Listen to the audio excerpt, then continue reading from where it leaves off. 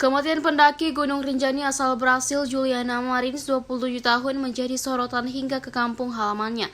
Bahkan warganet Brasil menuding tim SAR Indonesia bergerak lama menyelamatkan Juliana hingga harus menegang nyawa di tengah dinginnya Gunung Rinjani. Jenazah Juliana berhasil dievakuasi tim gabungan Basarnas pada Rabu 25 Juni 2025 atau 4 hari setelah jatuh Sabtu 21 Juni 2025. Otopsi jenazah dilakukan di RSUD Bali Mandara pada Kamis 26 Juni 2025 pukul 22 waktu Indonesia Tengah. Berdasarkan hasil autopsi, Juliana Marins tewas akibat kekerasan tumpul hampir di seluruh tubuhnya. Dokter forensik RSUD Bali Mandara, Dr. Ida Bagus Putu Alit di RSUD Bali Mandara Jumat 27 Juni 2025 menjelaskan kematian terjadi dalam waktu singkat, diperkirakan paling lama 20 menit setelah korban mengalami luka.